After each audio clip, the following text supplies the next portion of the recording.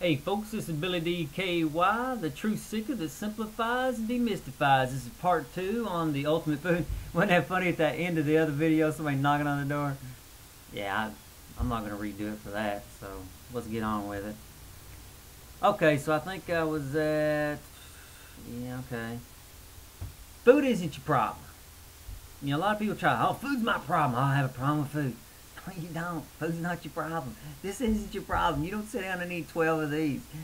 This is your problem. Pleasure is your problem. Pleasure, food. This really ain't. This is barely food. This is food, little pleasure.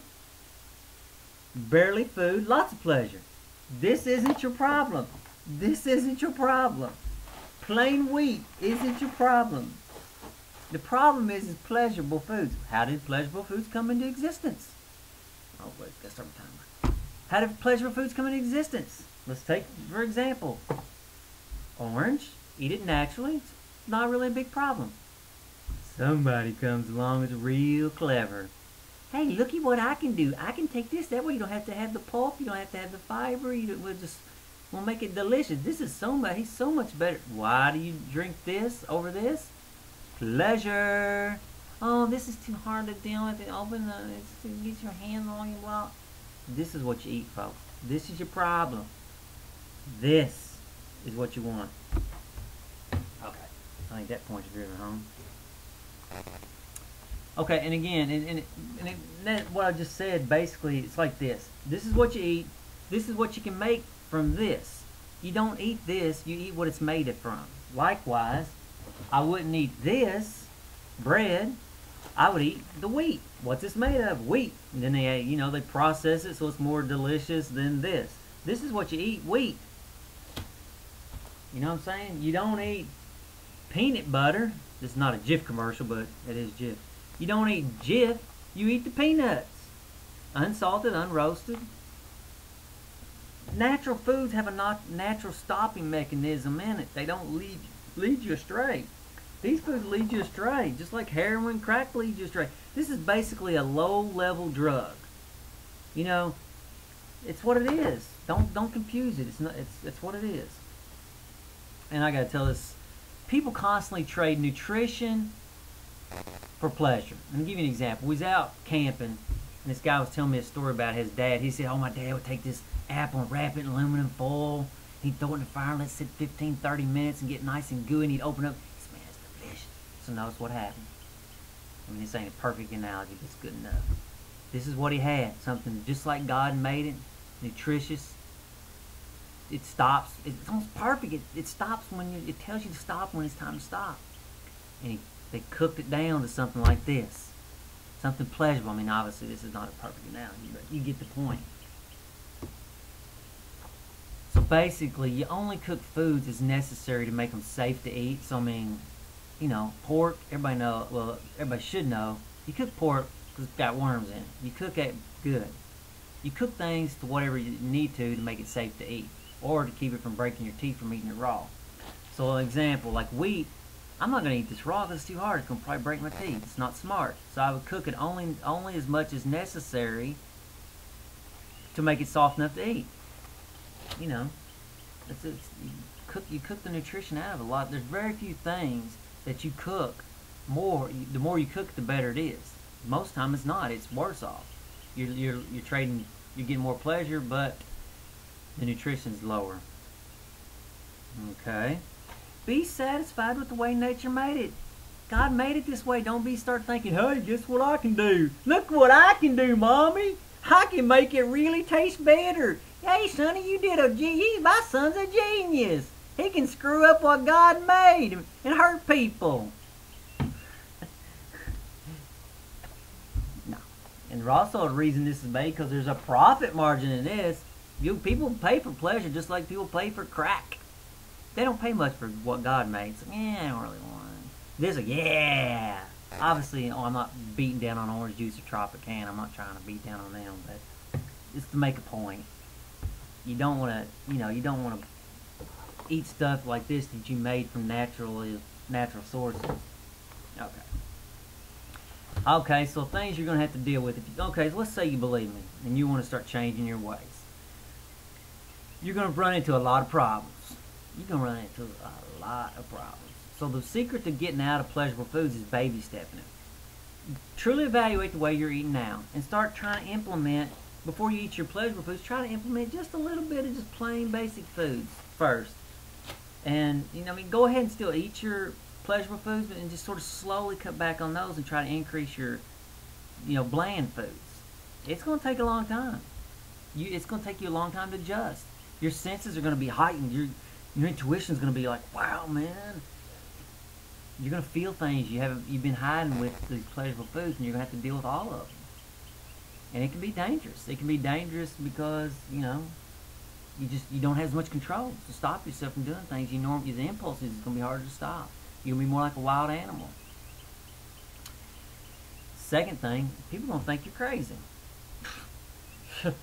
You're crazy. Look how thin you are. I mean, I've got this comment several times. Boy, you're awful buff. I'm like, man, you don't have no clue. I mean, yes, when I look at a person, I can tell you pretty much how addicted they are to food because their cheeks are fuller. And notice what women do too. Women naturally, they'll put, I don't know if I'm saying this right, blush or rouge or whatever it is right here to try to heighten their cheekbones. But notice, my cheekbones are being revealed anyway because I'm not overeating. So what happens is as women overeat, or over time, people realize that, you know, your beauty is, as you overeat, you become uglier, and so you try to present like you're still, you know, in harmony, but you're not. But you'll naturally get it if you just do the right thing. So you're going to look thinner. People are going to say, oh man, he's starving himself. And they're going to think you're unhealthy, but it's bass backwards. Don't judge a book by its cover. Look at wild animals. Look at a wild cheetah. I was, you know, people question me, like, oh man, you look like you're starving. I'm like, man, maybe I am screwing up. You know, maybe I'm the one maybe I'm wrong somehow. I started looking at wild animals, and I looked at this little cheetah, man. It was powerful and strong. And I looked at its face, and you couldn't really tell because of the fur. But if you just imagine taking the fur off, you could see how thin it was thin. I was like, yeah. I met this dog one time. I was out walking, and this dog comes prancing around, and it looked like probably a dog that's 1 or 2 years old, and it was lost, you know, or it wasn't with its master. It was free. So I first looked at it, and I felt the little dog. Oh my God, it was so thin. And I was like, oh my God, I got to get you home, find you some food. I finally found the address on the tag and took the dog home, and I went back later to make sure the people weren't on vacation. And I talked to him. I said, hey, your dog was loose the other day, and put him back. I mean, how old's your puppy? He goes, that's not a puppy. That dog's 12 years old. It blew me away. And he said, the dog don't hardly eat. I said, holy crap. It's just example. There's so many examples in life. You can really start looking how much healthier and happier you are when you eat right. I mean, I think they've done some scientific studies. There's just even a little bit of overweight's bad for you. And I agree. It is. Okay. Let's go on to the next thing. And I think I already touched on this, how you get off pleasurable foods. You basically do it baby steps. You make one small change. You allow your mind to adjust to it, and once your mind is fully adjusted, then you move on to the next baby step. It took us a long time to get to where we're at, where all we're eating is these kind of foods. It's going to take you a long time. Like I said, I've been doing this for 5 years, and I'm not a weak-minded person. I get to business when I know something needs to be done. And I heard this guy, I have a buddy who's been in AA, and he knows his sponsor said that he said it wasn't no problem kicking alcohol. He said he can't hardly master food. That's how tough food is. Because you ain't getting no support. Nobody's going to support you for eating right. Huh. You know, everybody, hey, let's go eat. Socializing. You're going to look like a nutcase. You're going to have to deal with a lot of issues if you start trying to eat right. Okay. All the problems with giving up pleasure are temporary. You just have to deal with them. You'll be like a wild animal again. You won't be a tamed animal anymore. Let me tell you a story. I was watching TV, and there's this tiger. And I was looking at it, I was like, man, that tiger don't look right. It's worrying about where it's putting its feet. It just didn't look right. And I said, that's a zoo animal. I can just tell. They backed up, and I could see the fence. I said, I knew it!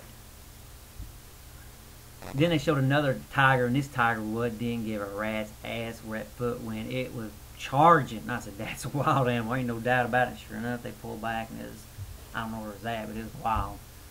And likewise, if you start heading back towards plain simple foods, you'll be amazed how much strength and power you have too.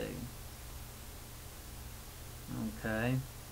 Here's a problem a lot of people have with food. You know, I'm getting short again. I got about a minute. So anyway, this series is going to go on to 3 videos. Okay. Okay. The problems with there's 2 problems with food. First is pleasure. You don't want to give it up. Second is ego, thinking you already know. Well, I've lived this my whole life. I'm eating 3 meals a day. I know it works. Fool. I know when I'm hungry. My stomach's growling. I know. Ego. Your ego standing away from you learning from somebody that really knows. So anyway, like I said, I'm getting short on this, and I hate to get started on a good thought process and have to cut down. I'll be starting the 3rd video, which there won't be a 4th one, on fasting. We'll talk about fasting a little bit on the 3rd video. Stay tuned, and again, you can click the bottom under the video response to go to the 3rd video. That's my 10 minutes. See you in the next video.